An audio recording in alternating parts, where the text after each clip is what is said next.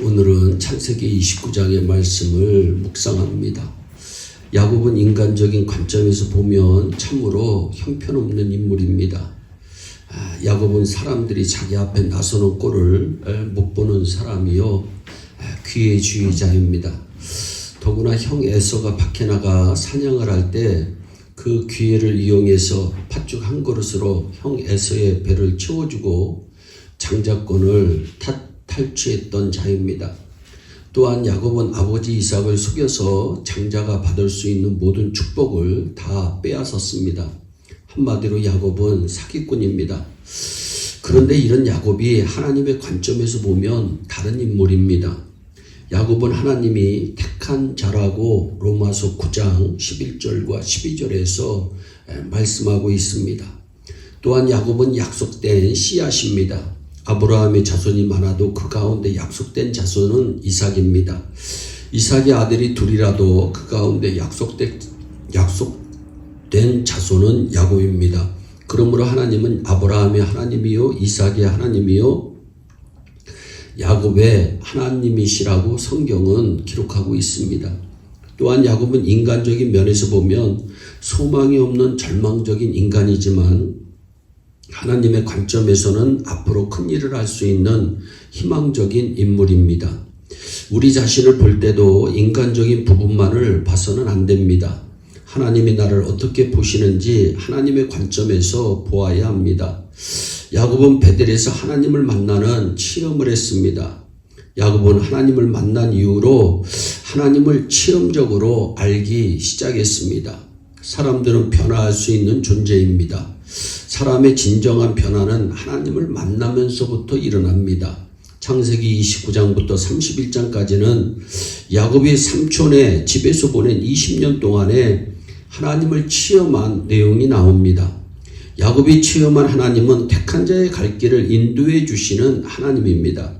하나님께서는 택한 자의 인생길을 인도해 주십니다. 택한 자의 인생길은 운명이 지배하는 것이 아닙니다. 또 단순히 인간의 의지가 내 인생길을 결정해 주지 않습니다. 좋은 일이든 나쁜 일이든 모든 일은 하나님께서 인도해 주십니다. 하나님은 택한 자의 인생을 하나님께서 원하시는 방향으로 인도하시기 위해 역사하여 주십니다. 야곱이 브엘사바에서 하란까지의 먼 길을 여행해 한 우물에 도착합니다. 마침 그때 하란에서 온 목자들이 양떼와 함께 쉬고 있었습니다. 야곱이 그들에게 묻습니다. 나의 형제여 어디로 소뇨? 그런데 목자들의 대답은 간단합니다. 하란에서로라. 야곱이 너희가 나홀의 손자 라반을 아느뇨? 다시 묻습니다. 목자들이 안다고 대답합니다. 이렇게 야곱이 질문을 하니까 목자들이 중요한 정보를 야곱에게 제공합니다. 그의 딸 라헬이 지금 양을 몰고 온다는 것이었습니다. 야곱이 약 500마일을 걸어서 이 우물에 도착한 것이 우연일까요? 목자들을 만난 것이 우연이겠습니까? 또 그곳에서 라반의 딸 라헬이 양을 몰고 오는 것을 만나게 되었는데 이거 역시 우연입니까? 하나님의 인도하심인 줄 저는 믿습니다. 야곱은 하나님의 인도하심으로 라헬을 만나게 됩니다. 7절에 해가 아직 높은 즉 짐승 보일 때가 아니니 양에게 물을 먹이고 가서 뜯기라고 목자들에게 야곱이 말합니다. 그런데 목자들의 대답이 다음과 같습니다. 우리가 그리하지 못하겠노라. 때가 다 모이고 목자들이 우물 아구에서 돌을 옮겨야 우리가 양에게 물을 먹이느니라 라고 대답합니다. 야곱은 이들과 달랐습니다. 라헬이 양떼를 몰고 오자 아구를 막고 있는 큰 돌을 옮깁니다. 먼 여행으로 피곤한 야곱이 라헬에게 가서 라헬의 양떼에게 물을 먹입니다. 그리고는 라헬에게 달려가 입 맞추고 소리내어 옵니다. 야곱은 반가워서도 울었을 것이고 지금까지 인도해 주신 하나님의 은혜에 감사해서도 울었을 것입니다.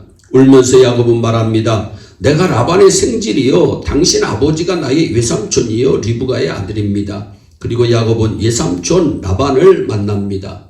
택한 자의 삶에는 우연이 없습니다. 택한 자 야곱의 삶 가운데 하나님께서 활발하게 활동하고 계심을 보여주고 있습니다. 하나님께서는 택한 자의 발걸음을 인도하고 계십니다. 이런 동일하신 하나님이 여러분의 삶에도 지금 활발하게 활동하시고 여러분의 발걸음을 인도하고 계시다고 하는 사실을 믿으시기 바랍니다. 잠언서 16장 9절입니다. 사람이 마음으로 자기의 길을 계획할지라도 그 걸음을 인도하는 자는 여호와시니라. 아멘. 또한 야곱은 택한 자를 연단하시는 하나님을 그의 인생 가운데 체험합니다. 하나님은 단순히 훈련시키시는 하나님이 아니라 못된 것을 고치시는 하나님이십니다. 야곱이 아무리 하나님의 택하심을 받고 인도하심을 받아 살고 있다고 해서 야곱의 못된 인간성까지 하나님이 기뻐하시지는 않는 것입니다. 못된 인간성은 하나님께서 반드시 고쳐 사용하십니다. 잠언서 17장 3절에도 도가니는 은을, 풀무는 금을 연단하거니와 여호와는 마음을 연단하시느니라 말씀합니다. 사람의 마음을 하나님께서 연단하십니다. 빌리 그레이엄 목사님의 설교에 나오는 예화 중에 하나입니다. 어떤 분이 경제 공황기에 직장을 잃어버렸습니다. 돈이 없으니 아내도 도망을 가버렸습니다. 이 사람에게 남은 것은 오로지 신앙뿐이었습니다. 하나님 어찌 나에게 이런 어려운 일이 일어나게 하셨습니까? 기도하며 나오는데 일꾼이 교회를 짓는 데 쓰려고 뾰족한 삼각도를 다듬고 있었습니다. 그래서 이 사람이 일꾼에게 물었습니다. 무슨 일을 하고 계시나요?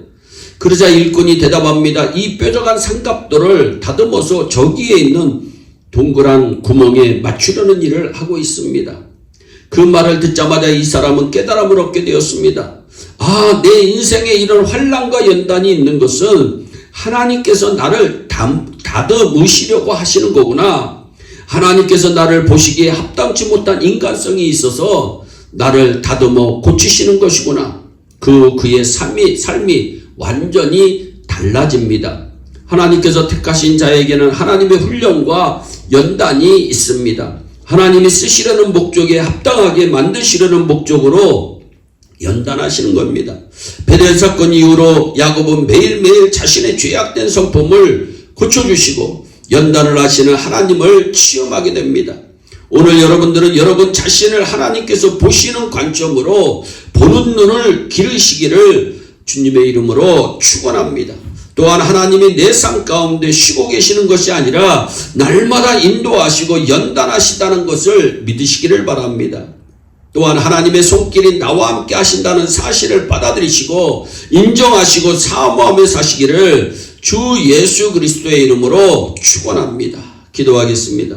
사랑의 하나님 참 감사합니다. 야곱의 일생을 지켜주시고 인도하시고 보호하시는 하나님의 귀한 은혜가 우리에게도 임하기를 간절히 소원합니다. 또한 야곱을 연단하신 하나님, 우리의 부족한 부분들을 연단하시고 고쳐주셔서 귀하게 사용하여 주시옵소서. 오늘도 우리 예일의 온 성도들 어디에 있든지 임마누엘의 하나님과 승리하게 하여 주옵소서. 감사하고 예수님의 이름으로 축복하며 기도하옵나이다. 아멘. 오늘도 주 안에서 승리하는 복된 하루 되시기를 바랍니다. 감사합니다.